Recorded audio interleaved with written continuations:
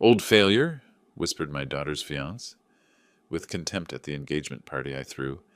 This party is terrible. He didn't know I owned the company where his parents work. They found out in the worst possible way, when their careers and dreams shattered. Betrayal won't go unpunished. Before continuing, subscribe to the channel and write in the comments what time it is in your region right now. I stood in the corner of Bella Vista, watching my daughter Tina glow in the dim lighting. 29 years old, elementary school teacher, good heart. She clutched Lawrence's arm like he was a prize, and my chest tightened.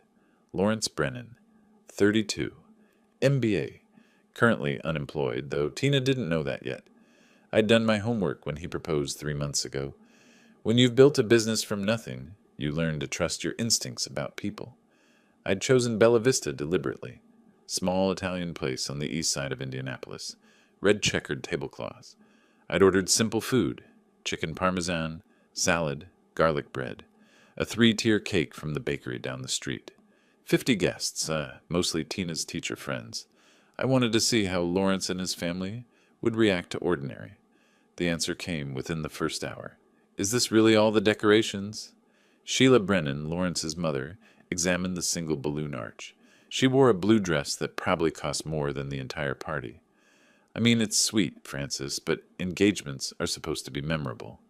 It's perfect, Mom, Tina said quickly, but her cheeks flushed. Harold Brennan, Lawrence's father, approached the buffet with the expression of a man inspecting a health code violation. Catering? Restaurant's kitchen, I said. Ah, traditional, I suppose. He let the lid drop with a clang. Lawrence circled the cake. 3 tiers. Cute. He snapped a photo and walked away without tasting it. I smiled and played the role. The retired guy on a fixed income.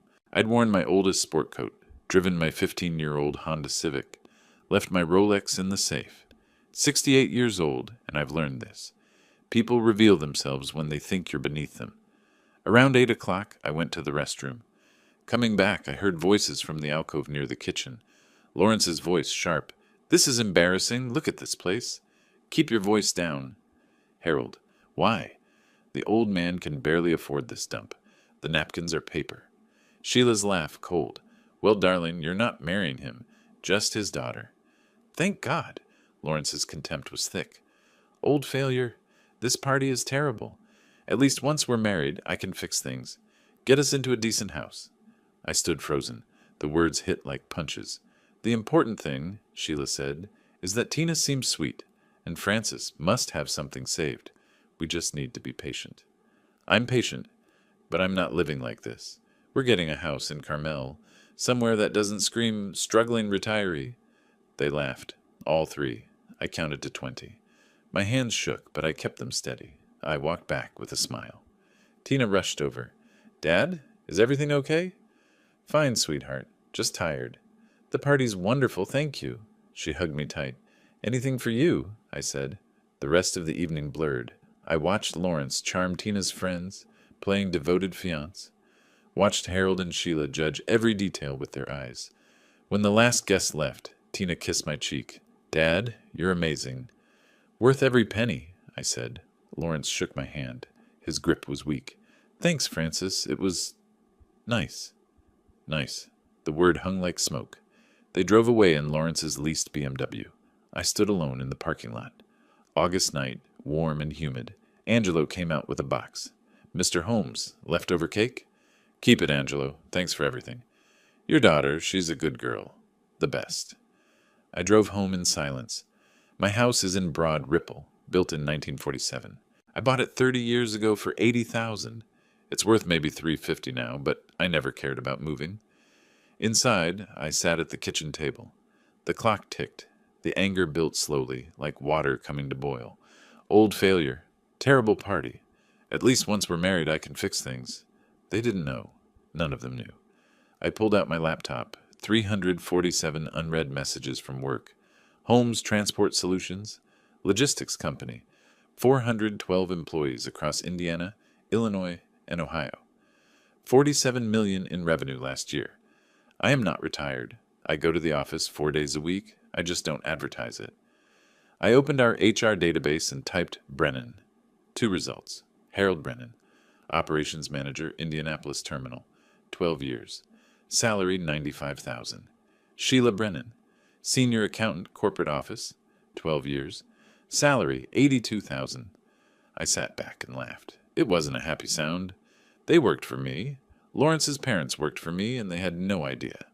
The company has layers of management. I stay out of day-to-day operations. Most employees have never seen me. The terminals have their own managers. I'm a name on letterhead, a signature on quarterly reports.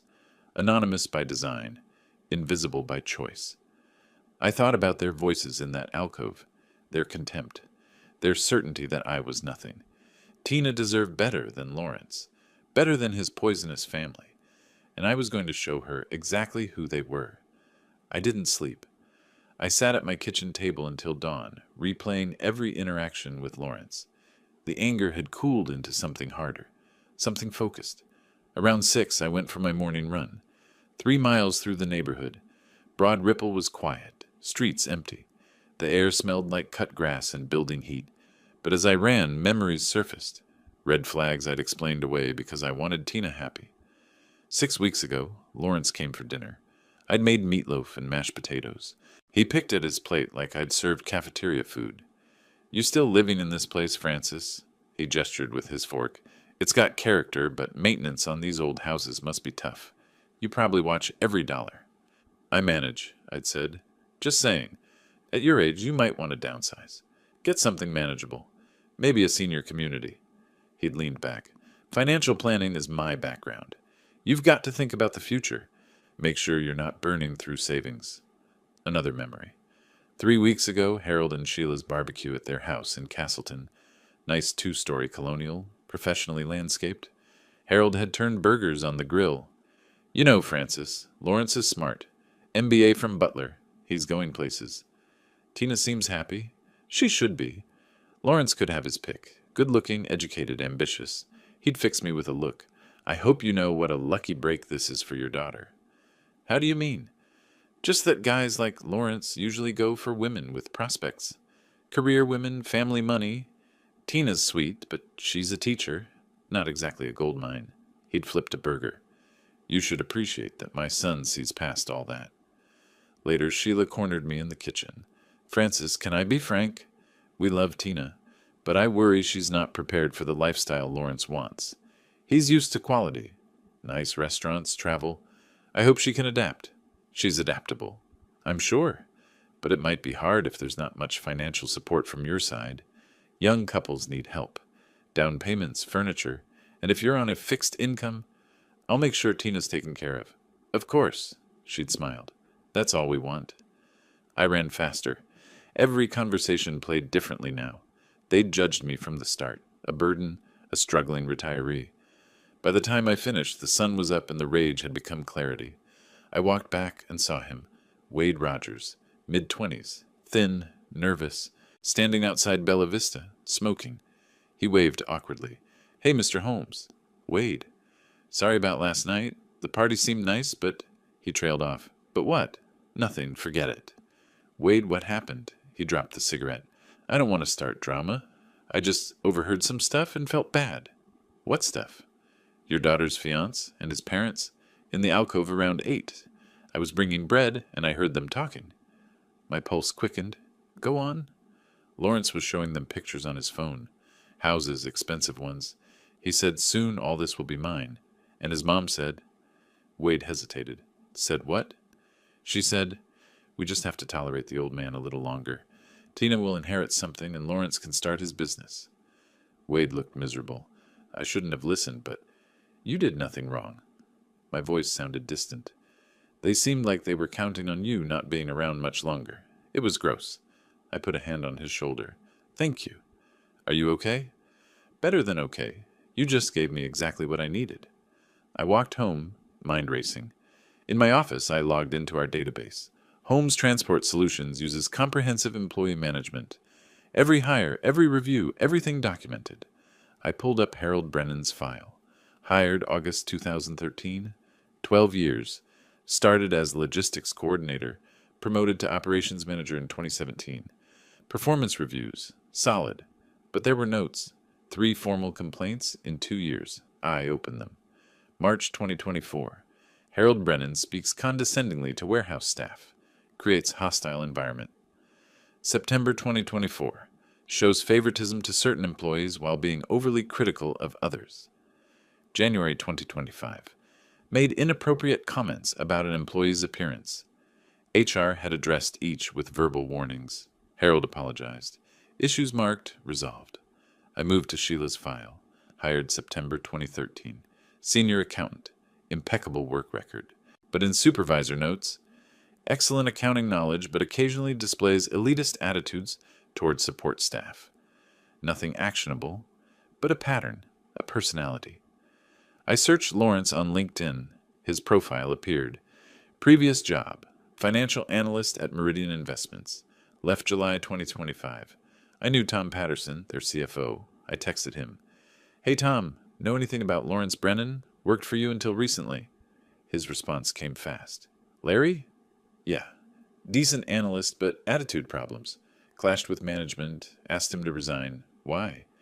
Engaged to my daughter. Long pause. Good luck with that. I set the phone down. Lawrence, unemployed, in debt, living with parents. Harold and Sheila, comfortable but not wealthy, dependent on salaries. All three convinced I was poverty-stricken. And Tina, caught in the middle. Trusting, blind. I pulled up a blank document and started typing. Names, dates, financial details. Everything I'd need to prove to Tina who Lawrence was. Everything I'd need to show the Brennans the cost of their arrogance. Outside, the sun climbed higher. I smiled. Let them think I'm weak. Let them think I'm finished. They were about to learn how wrong they were. Sunday morning came with August humidity that made Indianapolis feel like breathing through a wet towel. I'd barely slept 3 hours. Every time I closed my eyes, I heard Lawrence's voice. Old failure. I pulled on running shoes and headed out just after 6. The streets were empty. My route took me past familiar landmarks, but my mind was elsewhere. It was cataloging, remembering, piecing together a puzzle I'd been too trusting to see. 6 weeks back, that first dinner with Lawrence, I'd made meatloaf and mashed potatoes. He'd moved his fork around the plate like he was afraid of contamination. Still in this house? He'd gestured at the walls. Must be tough with upkeep. Property taxes keep climbing. You're probably stretched thin. I'd smiled. It's home. But at your age, you should think about downsizing. Those senior communities are nice now. Organized activities, maintenance included. He'd leaned forward. Financial planning is what I do. Or did. That last part I'd missed then. The bitterness in did. The past tense. I turned down Meridian Street, picking up my pace. Another memory surfaced. 3 weeks ago. Harold and Sheila's barbecue. Their house screamed upper middle management without reaching executive. Harold had handed me a beer. Lawrence is going places. MBA from Butler. He's a catch. Good-looking, educated, ambitious. Between you and me, he has options. He could go for women with real prospects. Real prospects? Career women. Family money. Tina's sweet, but she's a teacher. Not exactly big bucks. So you should be grateful. I'd nodded, smiled. The beer had tasted like ash. Later, Sheila cornered me. Lawrence is used to quality restaurants, nice wine, travel. I worry Tina might not be ready, and if there's not much financial support from your end, it puts pressure on a marriage. I'll make sure Tina's taken care of, within your means. Her smile could cut glass. More pieces. 2 weeks ago, family picnic at Eagle Creek Park. Sheila had shuddered at the picnic tables. Somewhere more maintained? Lawrence had spent the afternoon on his phone. When I'd suggested a walk, he'd looked disgusted. I'm not the outdoor type. These shoes cost $400.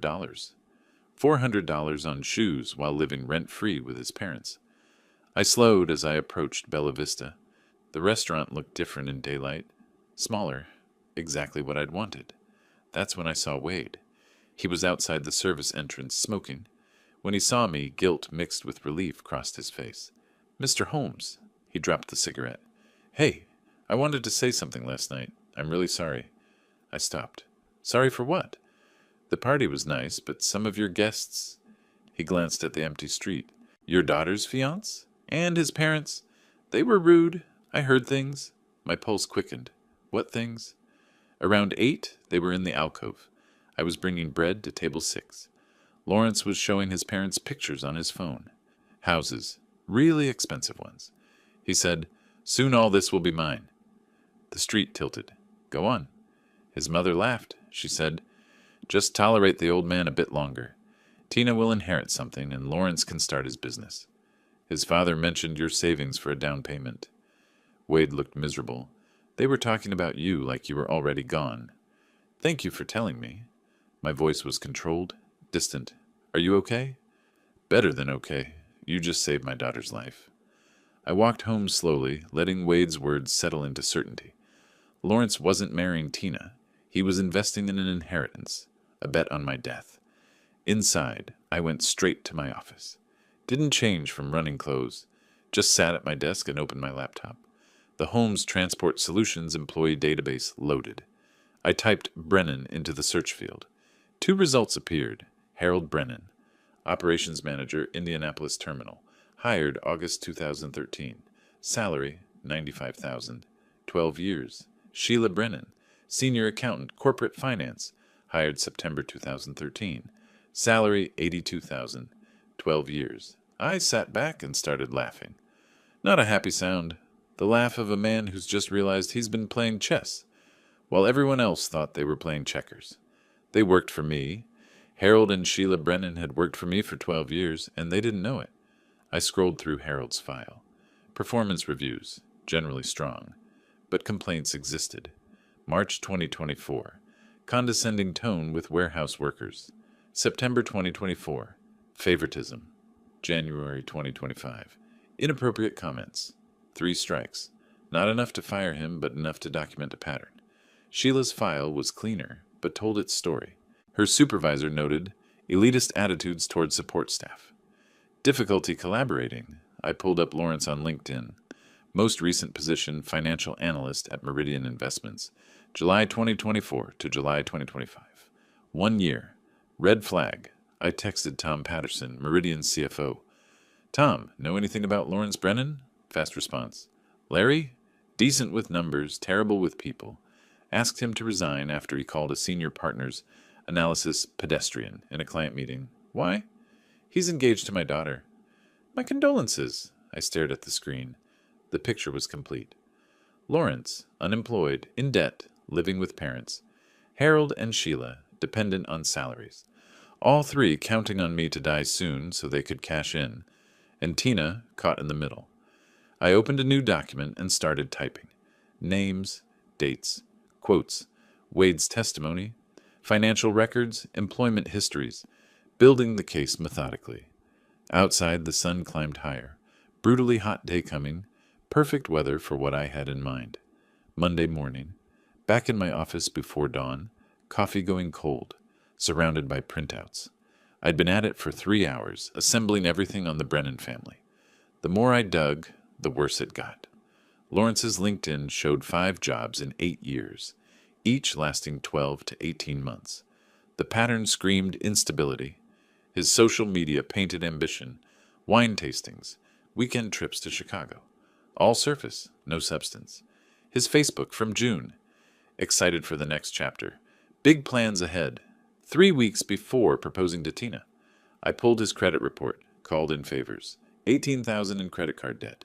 BMW loan, $48,000 remaining. Student loans, $62,000. Total debt, $128,000. Current income, 0. Living with parents, rent-free. His big plans weren't about love. They were about financial survival. Harold's file revealed more complaints. Anonymous survey.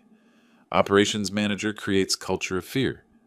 Can't speak up without retaliation. HR had flagged it but taken no action.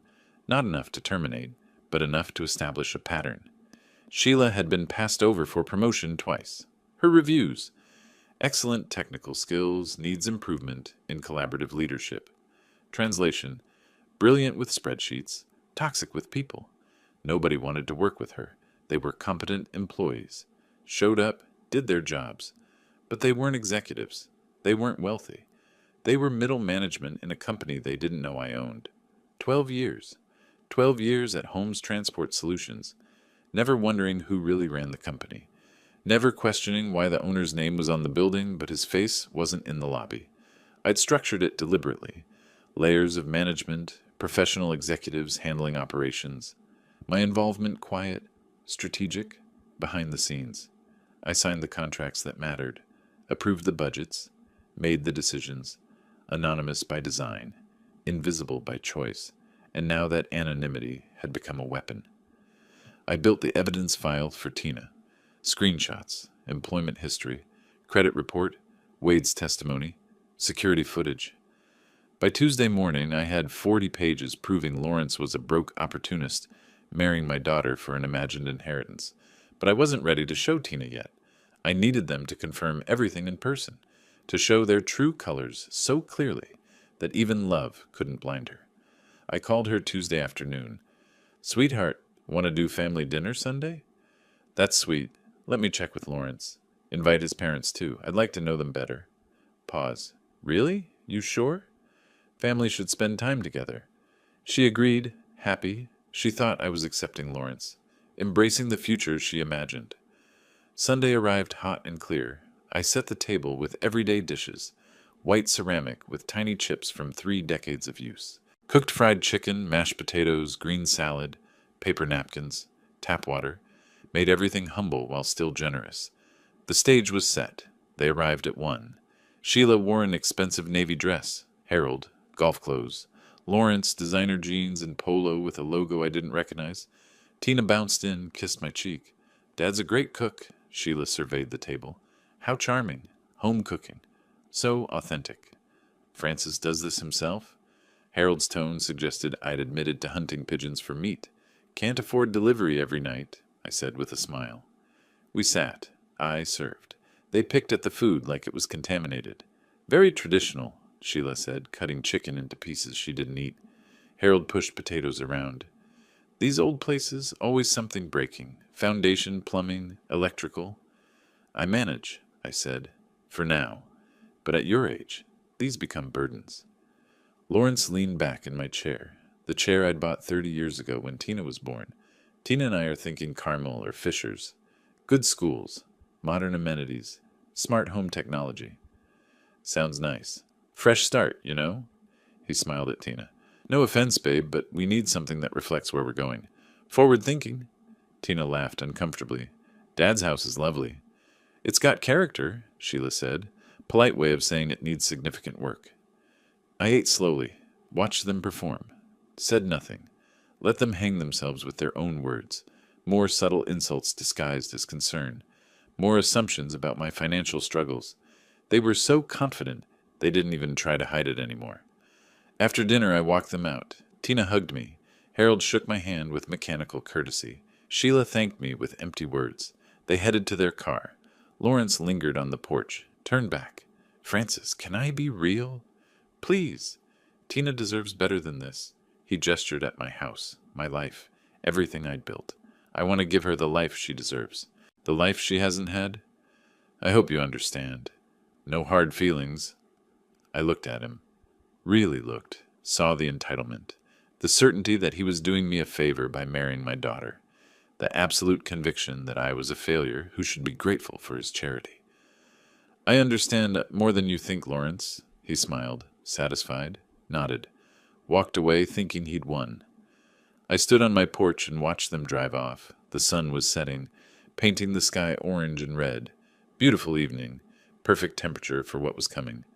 Inside, I cleaned up methodically, threw away paper napkins, put leftovers in containers, washed dishes by hand, taking my time, thinking through every step of what came next. Then I went to my office and pulled up the documentation I'd prepared.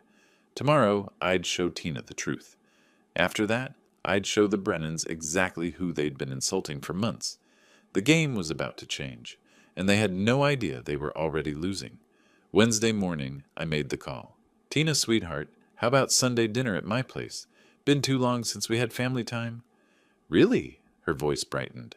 "That's so sweet, Dad. Let me ask Lawrence. Bring his parents, too. I'd like to get to know them better." There was a pause. "You sure? You really want to?" "Absolutely. They're going to be family. Might as well start acting like it." She was thrilled. Relieved, even. She thought I was accepting Lawrence, giving my blessing, making peace with the inevitable. I spent the next few days preparing. Not the food. That was easy. I was preparing myself. For what I needed to see. What I needed Tina to see, though she wouldn't understand why until later. Sunday arrived with that heavy August heat that makes you sweat just standing still.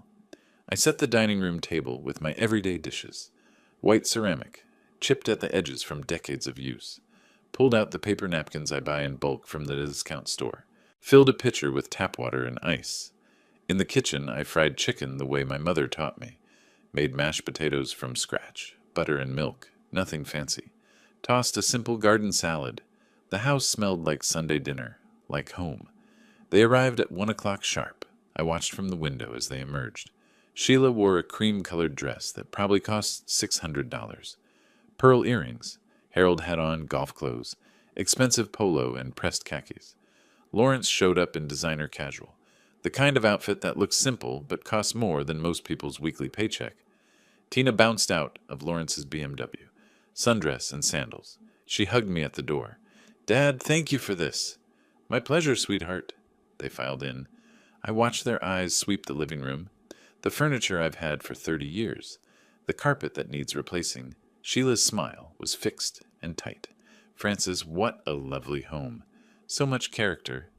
"Been here a long time," I said. "Come on in. Dinner's ready." We sat. I served. The chicken was perfect, golden and crispy. The potatoes were creamy. Everything exactly as it should be. They picked at their plates like I'd served them cafeteria food. "This is very home style," Sheila observed. She cut her chicken into tiny pieces but barely ate any. "Do you cook often?" "Every day. Can't afford to eat out much." Harold smiled. It didn't reach his eyes.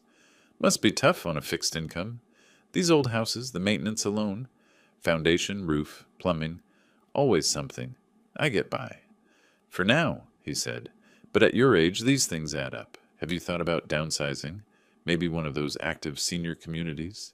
Tina looked uncomfortable. "Dad loves this house." "Of course," Sheila said smoothly. "It's sentimental. But sentiment doesn't fix a leaking roof or pay the heating bill." Lawrence leaned back in his chair. My chair. The one I bought when Tina was born. "Speaking of houses, Tina and I have been looking at places in Carmel. 3 bedrooms, modern kitchen, smart home features. Really nice neighborhood." "Sounds expensive," I said. "It is. But we're thinking long term. Good schools, property values, investment in our future." He smiled at Tina. "Your daughter deserves the best." "She does," I agreed.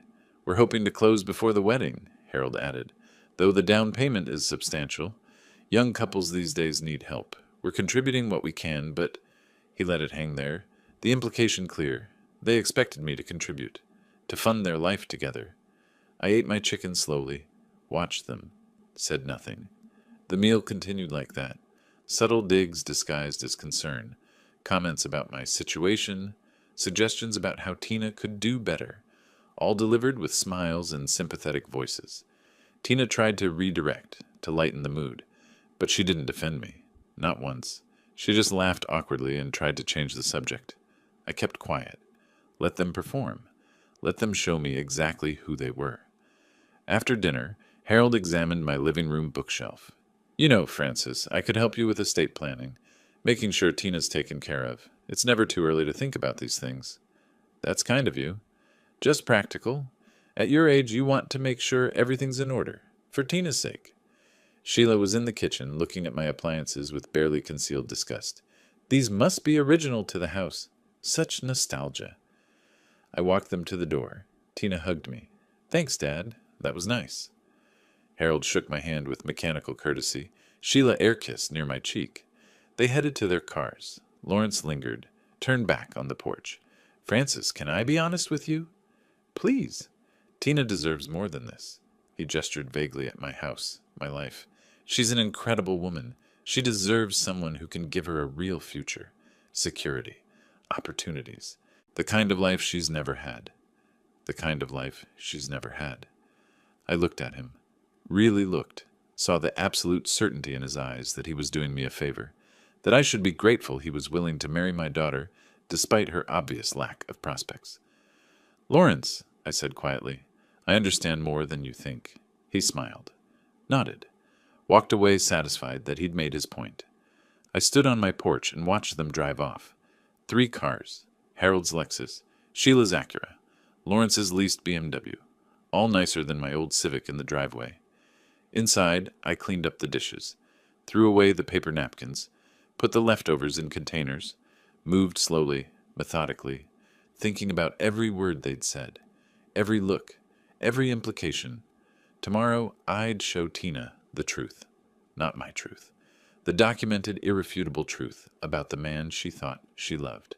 And after that, the Brennans would learn exactly who they'd been insulting all these months. I smiled as I dried the last dish. The game was almost over. They just didn't know it yet. Monday morning, 6 o'clock. I texted Tina. Coffee, my treat. Need to talk. She responded immediately. Everything okay? Better if we talk in person. Rosie's calf? 8? I'll be there. I arrived early with a manila folder. 43 pages, everything I'd compiled. I ordered coffee and waited. Tina came in at 8 sharp, worry on her face. Dad, what's wrong? Sit down, sweetheart. She sat. I slid the folder across. What's this? The truth about Lawrence. Look with an open mind. Her expression shifted, defensive. Dad, please just look. She opened it. First page, Lawrence's credit report. I watched her eyes scan the numbers. $18,000 in credit card debt, I said quietly. $48,000 on his car. $62,000 in student loans. Total, $128,000. Lots of people have debt. Turn the page. His employment history. 5 jobs in 8 years. He's between opportunities, Tina said, voice uncertain. He was fired from Meridian in July, called a senior partners analysis pedestrian in front of a client. How do you... Keep reading. Screenshots of his social media, expensive restaurants, weekend trips, wine tastings, all from the past 6 months, while unemployed. Then the surveillance footage. I'd paid Angelo $200 for the security files from the engagement party. The stills showed Lawrence and his parents in that alcove, photos of houses on his phone, their smirking faces, the body language of mockery. I had Wade write down what he heard, page 12. Tina read it, Wade's statement, signed and dated. Lawrence saying, soon all this will be mine. Sheila talking about tolerating the old man until I died. Her hands shook. This can't be right. Page 15, his Instagram. Look at the dates. June 14th. Big plans ahead. Photos of engagement rings. June 28th. Sometimes you have to invest in your future. Photos of luxury houses. July 3rd. He proposed. He was planning this, I said, before he even proposed. Tears fell. Why didn't you tell me before? You wouldn't have believed me. You were in love. You needed proof. She flipped through more pages. His dating profile from May, still active. Messages to other women after he proposed. Financial projections about inheritance timelines. I'm so stupid, she whispered. You're not stupid. You're trusting. What do I do? I took her hand. That's your decision. But I need to tell you something else.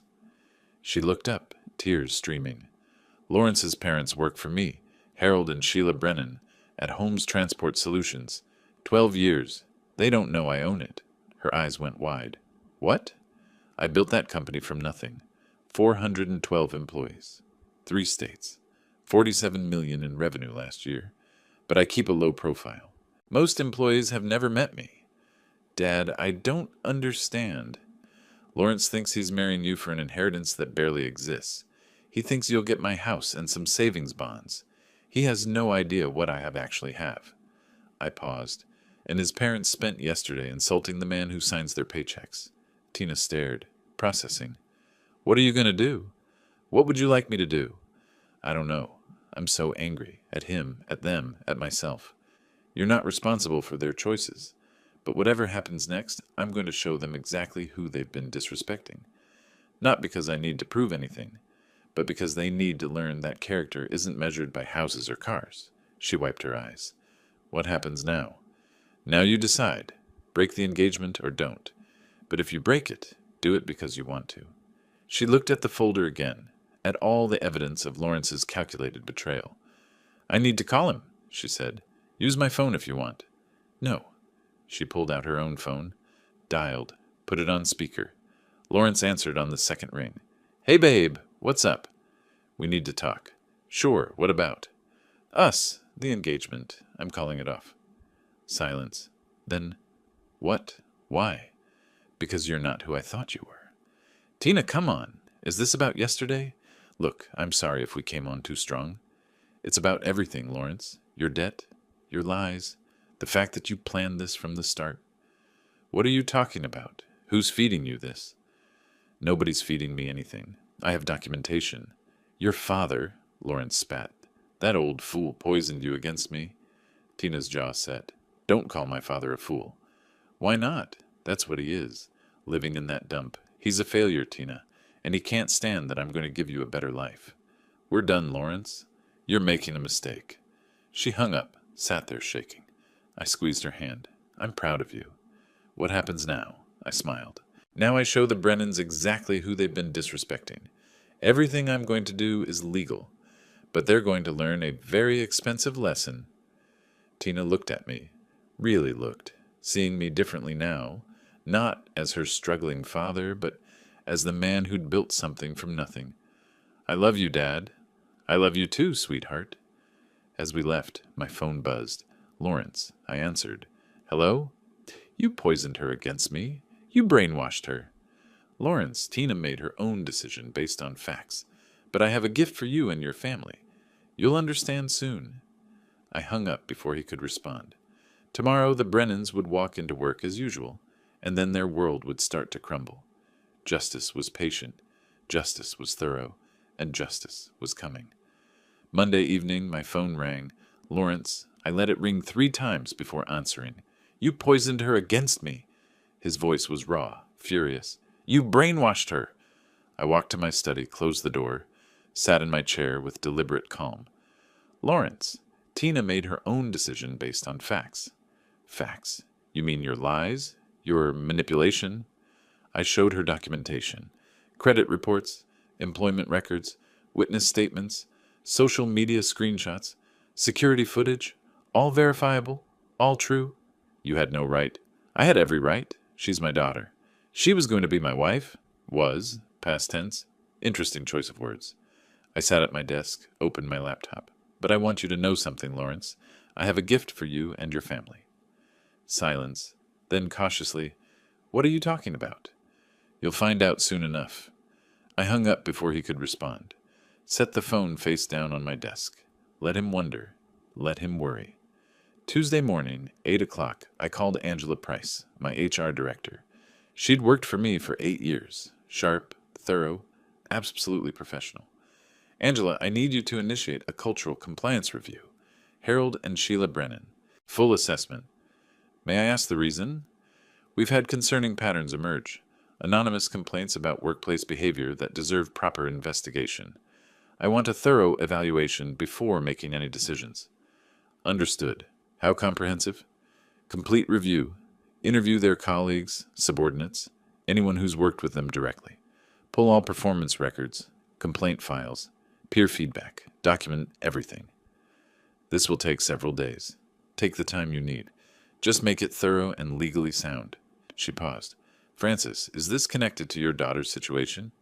Everything I'm asking you to do is legally justified and professionally appropriate. Can you handle it? Of course. I'll start today.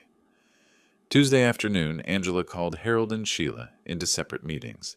She told each of them the same thing. The company is conducting routine compliance reviews across all departments. You've been selected for assessment this quarter. Standard procedure. Routine. Random. Nothing to worry about, except it wasn't routine. And it wasn't random. I watched through our internal monitoring system. Not their actual conversations, that would be illegal, but I could see the meeting schedules, read Angela's reports as she filed them throughout the week. Harold's first interview lasted 90 minutes. Angela questioned him about management style, conflict resolution, team dynamics. She asked about specific incidents from his complaint file dating back 3 years. His responses were defensive, evasive. He tried to explain away the complaints about his condescending tone as misunderstandings. Said the reports of intimidation were from oversensitive employees who couldn't handle direct feedback. Angela documented everything in her neutral, clinical way. Wednesday, she interviewed 5 of Harold's direct reports, separately, confidentially, assured them their feedback would be anonymous. The reports came back consistent. Harold was technically competent, but personally difficult. He played favorites. He held grudges. He made people feel small. One warehouse supervisor, a man named Marcus who'd worked there 11 years, said something that Angela highlighted in her summary. Harold treats people differently based on how he perceives their status. If he thinks you're important, he's all smiles and cooperation. If he thinks you're beneath him, you're invisible. He's got 2 completely different personalities. Thursday, Sheila's assessment. Her technical work was flawless. Her spreadsheets were perfect. Her reports were immaculate. Her numbers never had errors. But Angela interviewed the support staff, the administrative assistants, the junior accountants who worked under Sheila's supervision. "She's cold," one young accountant said. "Not mean exactly, just dismissive, like we're furniture. Necessary, but unworthy of notice." Another. "She never learns our names. I've worked on her team for 2 years. She still calls me the girl from processing. My name is Jennifer." A third. "She's perfectly professional, but there's this wall, this sense that she's above us, better than us. It's in every interaction." Angela documented it all, every quote, every observation, every pattern. Friday afternoon, she compiled her findings. 37 pages. Executive summary, detailed observations, supporting evidence, professional recommendations. She sent it to me encrypted. I read it in my study that evening. Every word, every footnote. Harold Brennan. Demonstrates technical competence but persistent interpersonal issues. Multiple documented complaints regarding treatment of subordinates spanning 3 years. Pattern suggests attitude-based rather than skills-based deficiencies. Recommend formal intervention and continued monitoring. Sheila Brennan. Excellent technical performance, but significant concerns regarding workplace culture contributions. Demonstrates elitist attitudes that undermine team cohesion and morale. Recommend coaching on inclusive leadership practices. Both of them. Documented, official, legal, irrefutable. I closed the laptop and looked out my window. The sun was setting over Indianapolis. Golden light on the old trees in my backyard. The same trees I'd planted 25 years ago when Tina was 4. Monday morning, I would walk into my own company's headquarters for the first time in 6 months. I would sit in the CEO's office, and I would have a conversation with Harold and Sheila Brennan that would change their lives forever. But first, I needed them to sweat a little longer, to wonder, to worry. Justice requires patience. And I'd been patient for a very long time. Tuesday morning, August 27th, I dressed in my best suit, navy blue, tailored Italian fabric, silk tie, leather shoes from London. I looked at myself in the mirror and saw the man I'd been hiding, the CEO of Holmes Transport Solutions. I drove to the office in my Mercedes, the one I keep garaged and rarely drive. I arrived at 7:30. Angela met me in the lobby. "They're scheduled for 9, she said. "My office." She raised an eyebrow. "You want them to see?" "I want them to understand." She nodded. "I'll bring them up." I took the elevator to the top floor. My office occupied the corner, windows overlooking the city. Mahogany desk, leather chairs, walls lined with awards. One wall dedicated to company history, including a portrait from the founding in 1995. Francis Holmes, founder and CEO, Holmes Transport Solutions. The same face they'd been insulting for months. I sat behind my desk and waited. At 9 exactly, Angela knocked. "Mr. Holmes, Harold and Sheila Brennan are here." "Send them in." The door opened. They walked in talking to each other, not paying attention. They stopped when they saw me. Sheila went pale. Actually pale, the color draining from her face like someone had pulled a plug. Harold's mouth opened, closed, opened again. No sound came out. I gestured to the chairs across from my desk. "Please, sit." They sat mechanically, staring. Harold kept looking at the portrait on the wall, then back at me, trying to reconcile the images. "I imagine you're confused," I said calmly. "Let me clarify. I'm Francis Holmes. I founded this company 30 years ago. I've been CEO the entire time. You've both worked for me for 12 years. Sheila found her voice first. You, you're, yes, the old failure your son mentioned at the engagement party, the struggling retiree you pitied at Sunday dinner, the man whose house needs work. Harold's face had gone from pale to red. Mr. Holmes, we had no idea. That's the problem, Harold. You had no idea, and you didn't care to find out. I opened a folder on my desk. Angela's report. You've been here 12 years. Did you ever once wonder who really ran this company? We thought the CEO was anonymous? Yes, by design. I prefer to stay out of the spotlight. It lets me see how people really are when they think no one important is watching. Sheila's hands were shaking. The interviews, that was a thorough, legal, professionally conducted assessment of your workplace behavior. Everything Angela found is documented and verifiable. I slid the report across the desk. They didn't touch it. I heard what Lawrence said at the engagement party, I continued. Every word. I heard you, Sheila, talking about tolerating the old man. I know about the plans, the house hunting, the calculations about my supposed savings. Mr. Holmes, please. Harold leaned forward. We made a mistake, a terrible mistake. But Lawrence and Tina. There is no Lawrence and Tina. She ended the engagement yesterday, after I showed her documentation of your son's debts, his employment history, and his stated intention to marry her for money he imagined I had. Sheila made a choking sound. You destroyed their relationship. I showed her the truth. She made her own choice. I looked at them both. Just as I'm about to give you a choice. They waited. You can resign. Effective immediately. I'll provide letters of recommendation based solely on your technical skills. You'll each receive $40,000 in severance. Your benefits continue for 6 months. Or, I let it hang. Or, Harold's voice was barely a whisper, or I terminate you for cause. Cultural misalignment. No severance. No recommendations. And a permanent note in your file that will follow you to every future employer. Sheila's eyes were wet. That's not fair. Fair? I leaned forward. You spent months judging me, mocking my house, my car, my lifestyle. You taught your son that success is measured by appearances and that people without obvious wealth are worth less. You planned to exploit my daughter for an inheritance that existed only in your imagination. I paused. And now you're concerned about fairness? Harold's shoulders slumped. What do you want us to do? I want you to understand something. You never saw me. You saw a costume. An old man in a modest house. And you assumed that's all I was. You never looked deeper. Never wondered. Never considered that maybe, just maybe, character and worth aren't displayed on the outside. I stood. They stood automatically. You have until Friday to decide. Resignation letters on Angela's desk or termination papers on Monday. Your choice. They walked to the door like condemned prisoners. At the threshold, Sheila turned back. Why did you hire us? If you knew what we were like? I didn't know. 12 years ago, you were different people. Or maybe you were always this way, and I was too busy building a company to notice. I sat back down. But I know now, and that's what matters. They left. I sat alone in my office, looking out at the city.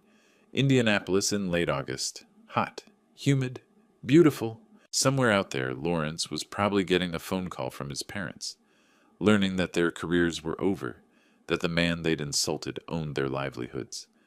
I didn't smile. This wasn't pleasure. This was necessity. Justice isn't always satisfying, but it's always necessary. My phone buzzed. Text from Tina. Are you okay? I replied. Better than okay. Coming home soon. Want to cook dinner together. Always. I closed my laptop, straightened my tie, and walked out of my office. The game wasn't over yet, but the Brennans were finally starting to understand the rules. Wednesday morning, August 28th, Harold and Sheila sat across from me in my office. They'd had the night to process everything. Now they needed to make a choice. You have 2 options, I said calmly. Option 1, you resign voluntarily, effective immediately. I'll provide letters of recommendation based solely on your technical skills. You'll each receive $40,000 in severance. Your benefits continue for 6 months. Harold's hands were shaking. And option 2, I terminate you for cause.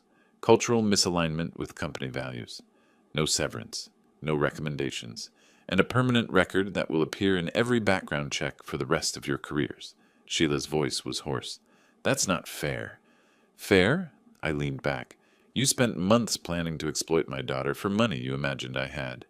You mocked me, judged me, dismissed me. And now you want to talk about fair? We'll resign, Harold said quickly. We'll take option 1. Smart choice. Angela will have the paperwork ready by noon. You'll clean out your desks today. Today? Sheila looked panicked. Today. And there's one more thing you should know. Your mortgage was partially financed through our Employee Housing Assistance Program. That benefit ends with your employment. You have 7 days to find alternative financing or make other arrangements. Harold's face went white. But we can't. We need more time. 7 days. That's generous. I stood. The paperwork will be on Angela's desk at noon. I expect it signed by 2. They left my office like prisoners leaving the warden's chamber. Thursday afternoon, I got a call from my home security system. Motion detected at the front door. I pulled up the camera feed on my phone. Lawrence, pounding on my door, shouting something I couldn't make out through the video. I called 911. There's someone at my property making threats. I need police assistance. Then I called my corporate attorney, Stuart Miller. Stuart, I need you to file for a protective order. Lawrence Brennan, harassment and threats. I'll have it ready in an hour. By the time the police arrived, Lawrence was sitting on my porch steps, head in his hands. The officers spoke with him, then with me. I showed them the security footage. Lawrence yelling, kicking my door, making threatening gestures. We're going to take him down to the station, one officer said. You can file charges if you want. I have an attorney preparing a protective order. I just want him to stay away from my property and my daughter. They took Lawrence away in the back of their cruiser. He didn't look at me as they drove off. Friday, the protective order was granted. Lawrence couldn't come within 500 feet of me, Tina, or my property. Saturday, Harold called. Mr. Holmes, please. We can't find financing. The banks won't approve us without employment verification. We need more time. Harold, you had 12 years to save money, to plan for contingencies. You chose to spend it on designer clothes and maintaining appearances. That's not my problem. But where will we go? There are apartments all over Indianapolis. I'm sure you'll find something within your new budget. He hung up without another word. Sunday evening, Tina and I had dinner at my house. She'd been staying with me since the breakup. How are you holding up? I asked. Better. Angry mostly. At myself for not seeing it. At him for lying. For being exactly who they are? Yeah. She pushed pasta around her plate. Dad, did you know about Harold and Sheila working for you? Not until after the engagement party. Wade told me what he'd overheard. That's when I checked the database. And you just decided to destroy them? I set down my fork. I decided to protect you. And to make sure they understood that character isn't measured by houses or cars or job titles. They spent months judging me for having an old home and a modest lifestyle. They never once considered that maybe I chose to live this way. She was quiet for a moment. What happened to them? They resigned. They're moving to a smaller apartment. Their son has a restraining order. Their careers are over. Do you feel guilty? No. Do you think I should? I don't know. I keep thinking about Lawrence's face when I broke up with him. He looked so shocked. That's because he never saw you as a person. He saw you as an investment, a way to get money he thought I had. I reached across the table and took her hand. You deserve someone who loves you for who you are, not what they think you can give them. Tears rolled down her cheeks. I know. It just hurts. It's supposed to hurt. That means you're human, that you have a heart. Don't lose that, sweetheart. Just be smarter about who you give it to. She squeezed my hand. Thank you for protecting me. Always. Monday, September 1st. I was at the office when Angela knocked on my door. The Brennans are gone, she said. Desks cleared. Keys returned. Exit interviews completed. How did they seem? Broken. Sheila cried through the entire interview. Harold just stared at the wall. I almost felt sorry for them. Almost? She smiled slightly. Almost. But then I remembered what they said about you, how they treated you, and I stopped feeling sorry. Good. Send their severance checks to their new address. Will do. Francis, she paused, I've worked for you 8 years. I never knew you tested people like that. I don't test people. I just observe. And sometimes people reveal themselves without any help from me. She nodded and left. I turned to my window, looking out at Indianapolis. September afternoon. The leaves were starting to turn. Fall coming early this year.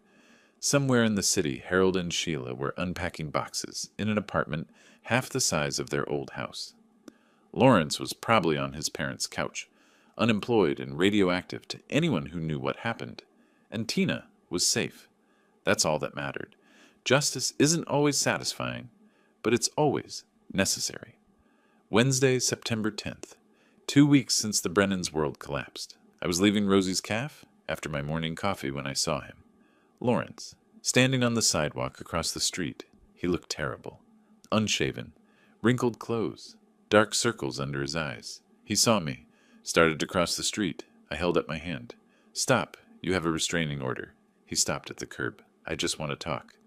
We have nothing to discuss. Please, 5 minutes. People were staring.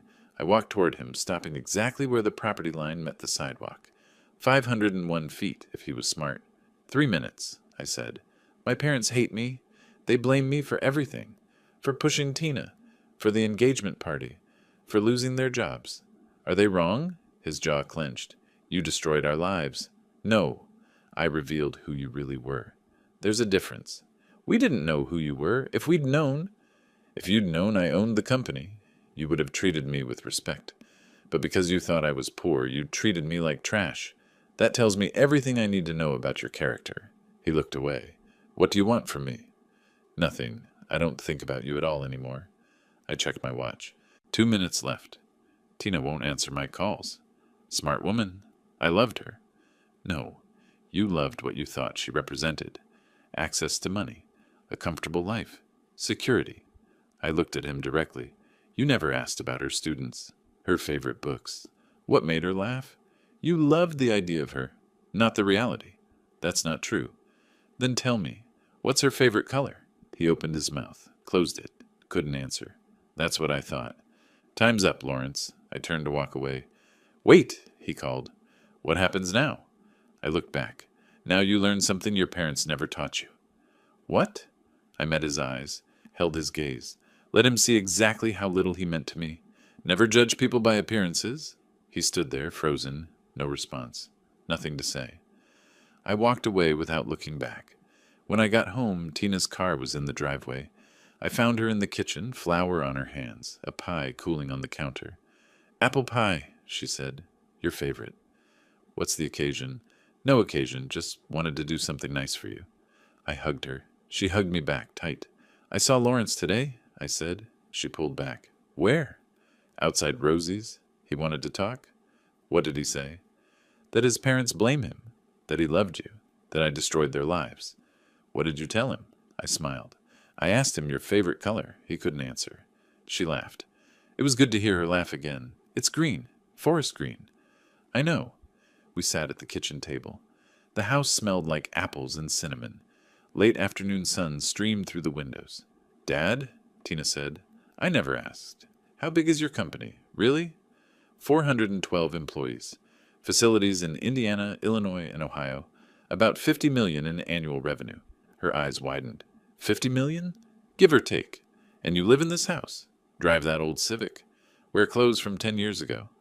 Money doesn't change who I am. It just gives me options. But the core of who you are?